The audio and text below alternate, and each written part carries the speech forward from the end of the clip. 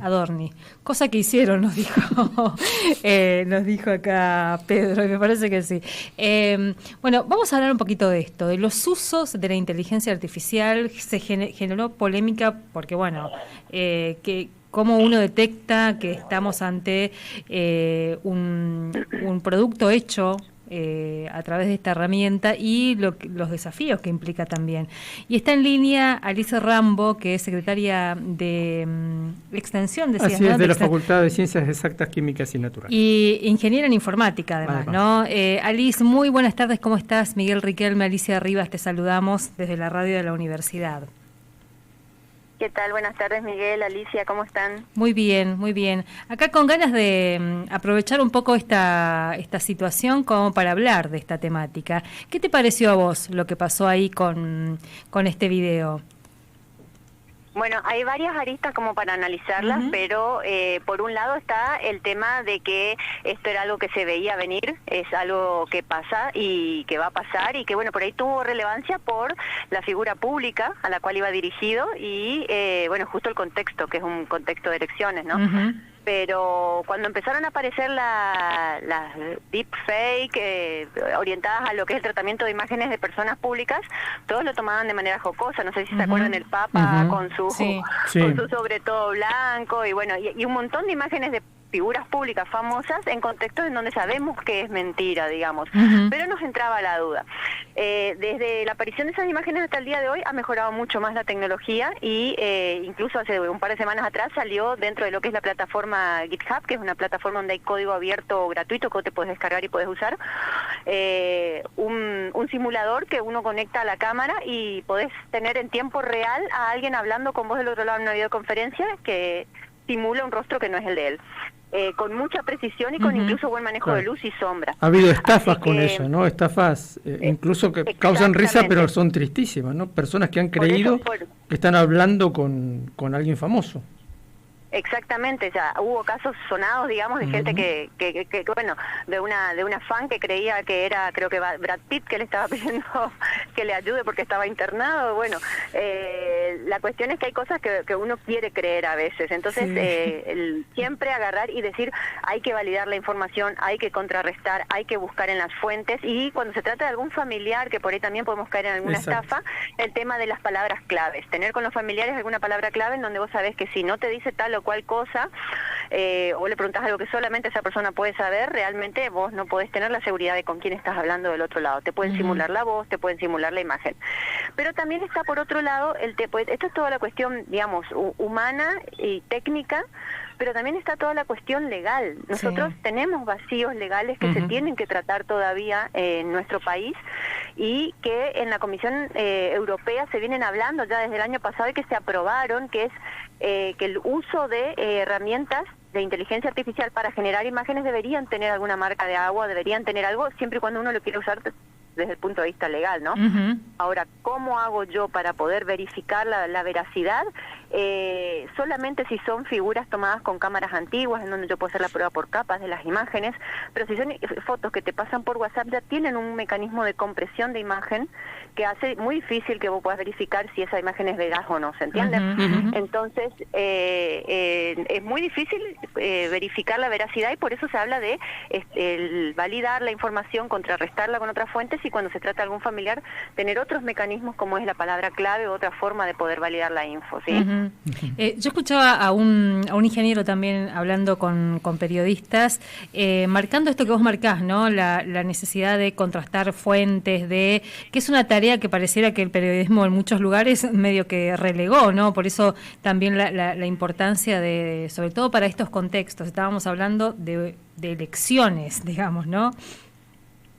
Claro, el tema es que hoy por hoy hay fuentes no organizacionales, digamos, como esta red X, que también es bastante discutible, ¿no? Pero el hecho de que cualquiera pueda subir la información y que esa información empiece a circular libremente, y bueno, y ahí entonces también hacer un mea culpa cuando uno es agente replicador de reenviar cosas que no sabemos si es cierto o no. Entonces, mira, acá me mandaron que hoy surgió una pandemia, y bueno, empiezo a reenviar sin esperar verificar la veracidad, y de repente tenés en todos los canales todos reenviaron info que no sabemos si es cierto. Entonces hacer un mea culpa de eso también, no reenviar ni duplicar cosas que sabemos que puede, porque si uno sabe, si uno ve algo que no es real, uno puede pedir que se bloquee. Entre varios que pidan que se bloquee algo, eso cae de las redes sociales. Entonces, también hay un mecanismo morboso por detrás de gente que replica esas cosas, y está mal que lo publiquen y ojalá se encuentren los culpables y ojalá haya condena por este tipo de cosas, porque la verdad que está mal y no debería sentar precedentes. Es triste que se haga de alguna forma promovido por gente que tendría que cuidarnos. La verdad que en este sentido uno dice... las personas que por ahí tendrían que estar velando por nuestra confianza y cuidarnos, que son por ahí los jefes de campaña o la gente que está involucrada en esto, entonces ya trae un velo de incredulidad sobre cosas futuras que se puedan dar, ¿no es cierto? Pero también el hecho de no replicar información que nosotros no sabemos que es veraz por una cuestión morosa, es simplemente ser el primero en dar la noticia, digamos, ¿no? Alice, para movernos un poco de esta cuestión del uso de la inteligencia artificial en imágenes, en textos, en música, tiene millones más de usos, ¿no? Yo recuerdo en una charla contigo que hablabas de los procesos de toma de decisión cada vez más automatizados. No sé, un operador de bolsa deja trabajando la inteligencia artificial en su máquina y ese mismo sistema le avisa cuándo comprar o cuándo vender. Pero saliendo de este ejemplo, a veces cosas de lo más cotidianas empiezan a ser utilizadas de algún modo con estos procesos donde la decisión la toma un sistema. Claro, bueno, tender a automatizar determinados procesos es algo que por ahí siempre se quiso dentro de la industria. Pongámosle el caso típico de una empresa que llega a un stock mínimo y automáticamente a partir de ahí desencadena un pedido al proveedor para que le reabastezca de un determinado insumo. Eso siempre se hizo sin necesidad de inteligencia artificial y así automatizar un montón de tareas que tenían determinados limitantes, digamos, en cuanto a montos, en cuanto a cantidades.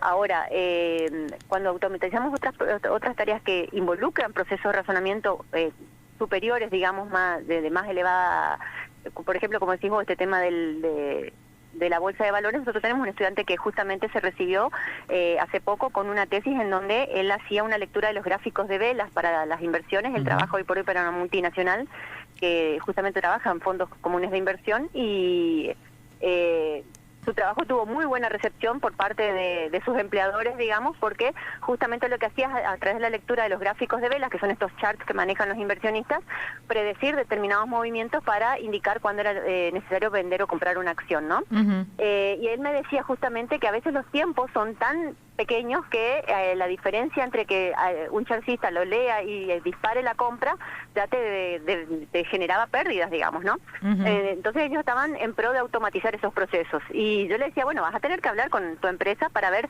qué limitante les vas a poner, porque seguramente debe haber una limitante en cuanto a cuánto puede llegar a comprar o hasta dónde se puede arriesgar en la compra o venta de una acción, porque más allá de que la inteligencia artificial está viendo patrones que nosotros por ahí no estamos viendo, esto pasa también en la lectura de imágenes de cáncer, ¿sí? En donde los expertos por ahí no lo ven y la inteligencia artificial ya le está mostrando determinados puntos, pero vos no vas a ir a decirle a la persona, mira, vos tenés cáncer sin que pase por la mano de un experto. Es algo muy muy comprometedor. Entonces, bueno, de la misma manera, hay cosas que se pueden llegar a automatizar, pero hay cosas que realmente necesitan la intervención humana para tomar una decisión. Entonces uno tiene que poner también limitantes en esos procesos de automatización. Alice, estabas hablando de la arista legal, porque pareciera que acá tiene que ser una discusión un poco global también, porque exceden las legislaciones. Que incluya la ética incluso, ¿no? Claro, no, y además que excede los países, los territorios, digamos, ¿no? ¿Cómo se da esa discusión? Claro, bueno, el tema de la aplicación de las leyes o el ámbito legal o incluso la ética con el uso de inteligencia artificial es algo que incluso ha alargado disciplinas nuevas, ramas dentro de lo que es la legislación, que analizan y estudian todos estos casos, porque realmente está abriendo todo un contexto nuevo de análisis, pero el tema no está solamente en el uso de las herramientas, sino también en la anonimicidad que hay detrás, porque de determinadas redes sociales son el problema, son los canales por los cuales se difunde esta información el problema, no tanto el hecho en sí, porque si vos podés dar con la persona que hizo esto, probablemente tenga que pagar las consecuencias legalmente de estos actos, incluso basándonos en otras leyes existentes como la difamación de una figura, ¿no? De una persona, sin necesidad de que haya una legislación específicamente con el uso de inteligencia artificial. El tema acá, en estas cuestiones, está en la anonimicidad que dan la difusión de determinados mecanismos para que esta información llegue en forma general y que después haya una cuenta que no tenga ningún responsable por detrás. Entonces, es una cadena de cosas que se va dando. No es solo el uso de la herramienta, sino también los canales por los cuales se difunde y obviamente también, como les decía hoy, tener que penalizar a aquellos que redifundieron esto también, ¿no? Porque somos todos culpables de que esto se difunda. Entonces, es un ámbito bastante amplio. Está por un lado el uso de la IA de manera no justificada o desmedida, el impacto que tiene el uso de esa herramienta en la vida diaria de las demás personas y por otro lado los medios por los cuales eso se difunde, que también es un tema a tratar. Claro, eso nos deja una reflexión importante en torno de la neutralidad de la herramienta. No siempre se ha dicho, la herramienta es neutra. La inteligencia artificial borra un poco, me parece, esas afirmaciones tan tajantes para otras cosas. Claro, la tecnología en sí es siempre una herramienta. Nosotros usamos tecnología en la vida diaria como el fuego, como los cuchillos, como cualquier tipo de tecnología para mejorar nuestra vida diaria y a nadie se le ocurre salir a la calle con un cuchillo a amenazar o hacer algo contra alguien porque sabemos que nos van a detener, nos van a inculpar, nos van a apresar. O sea, la tecnología es una herramienta más. El tema es el uso que yo hago de esa tecnología y poner personas responsables detrás de eso y poder hacer una trazabilidad. Entonces, hoy por hoy las redes sociales no deberían permitir que se difundan materiales de ese tipo en cuentas anónimas, por ejemplo. Sí o sí debería haber una organización, supuestamente está el check azul que se le pone a las cuentas para decir esta es una cuenta verificada. Bueno, si no es una cuenta verificada no debería por qué tener que estar difundiendo ese tipo de material. Esas cosas debería ser de alguna forma controlada por los propios mecanismos de difusión, digamos. Entonces hay alguien que se tiene que hacer responsable de eso si causa un daño después, ¿no? Hay también la discusión por quiénes son dueños de estas grandes redes, ¿no? Que haya un dueño de X y que tenga tanto poder, ya de por sí es un gran dilema, si se quiere. Alice, te decía un poco fuera de aire, en Misiones hace un par de semanas se aprobó una ley de integración de la inteligencia artificial en las escuelas secundarias, en este caso. ¿Ayuda a empezar a trabajar en las escuelas, empezar a discutir estas temáticas en las escuelas? Yo creo que es como una materia pendiente que tenemos que discutir, porque es una herramienta que hoy está disponible y de alguna menor o mayor medida todos las están usando. Esta es una medida que se viene dando a nivel mundial, también sabemos que China hace poco lo aprobó y está generando material y está promoviendo también el uso y la enseñanza de la inteligencia artificial, porque es enseñar a usar de manera adecuada, como cualquier otra herramienta. Y bueno, también se aprobó a nivel nación está alargando una plataforma hoy por hoy también para el uso de la inteligencia artificial en las escuelas y bueno, en la mano o en consonancia de esta movida a nivel mundial y nacional, también la provincia viene a sumarse a esto, que me parece que es algo muy interesante y necesario, porque justamente se trata de esto, de que no seamos nosotros usados por la tecnología, sino que sepamos nosotros usar a la tecnología. Entonces, de alguna forma, sabemos que hoy por hoy hay mecanismos para poder verificar si un texto fue generado por IA y también hace poco salió una noticia en una universidad de Estados Unidos en donde un docente preparó su material con inteligencia artificial y sabemos que las colegiaturas en Estados Unidos se pagan y se pagan muy caro, o sea, incluso se endeudan de por vida para poder pagar sus carreras. Y bueno, una estudiante que notó que el material era generado por IA porque notó fallas, porque notó imágenes con 2 o 3 dedos de más, ¿viste? Y estas cuestiones, y el profesor no había explayado o sea, no transparentó el uso de inteligencia artificial para la elaboración del material del curso, y la chica lo que pidió es un reembolso de su colegiatura, porque dijo, si el profesor va a enseñar así, ¿para qué quiero pagar a un profesor? Y tiene toda la razón, lo hago yo en mi casa. Ser transparente. Claro, hay que ser transparentes en este sentido, tanto del lado de los docentes como del lado de los estudiantes. Además, hay herramientas, por ahí verificándolo por un experto humano o por una persona, no tan experta también se puede llegar a ver. Pero cuando hablamos de conocimiento es súper delicado, porque muchos dicen, yo voy a estudiar con la IA, ella me enseña. Yo le puedo dar cuenta por causa propia, digamos, por charla con los colegas. Justamente ahora estamos haciendo un curso de aula aumentada en la UNAM con todos los docentes de la UNAM. Y es muy rico el intercambio que se genera porque todos estamos dándonos cuenta de que la herramienta de inteligencia generativa se equivoca y comete errores y miente y plagia y hace un montón de cosas. Entonces, hoy por hoy sigue siendo altísimamente necesario la validación de un experto humano del material que se genera a través de la inteligencia artificial generativa. Entonces, no podemos salir a querer aprender usando simplemente una herramienta. Comete estos errores, estas alucinaciones, estas mentiras, y bueno, entonces incluso los sesgos que habíamos hablado en algún momento, las alucinaciones de los sesgos son algo presente, y todo esto hace de que no sea una herramienta válida para el aprendizaje por sí misma. Sí o sí hace falta que tanto los docentes que van a usar para generar material den cuenta de esto, como también los estudiantes que quieren usarla como un recurso para sus trabajos prácticos se den cuenta de esto, de que es necesario validar la información, es necesario releer, no en sí mismo no lo podemos utilizar solamente, sí o sí hace falta este chequeo de los datos y incluso enriquecerlos, cruzar con otras fuentes y ver. Nos puede servir para vencer lo que es el fenómeno de la página en blanco, siempre digo eso, o sea, cuando a mí me cuesta inspirarme para poder empezar a escribir algo, pero a partir de ahí sigue siendo el experto humano el que le da el valor agregado al material, por sí solo no es suficiente. Bien, última pregunta de mi parte, ¿coincidís en que es una realidad que llegó para quedarse, con la que convivimos y tenemos que aprender más de ella para precisamente que no ocurran algunas de estas cosas que están ocurriendo?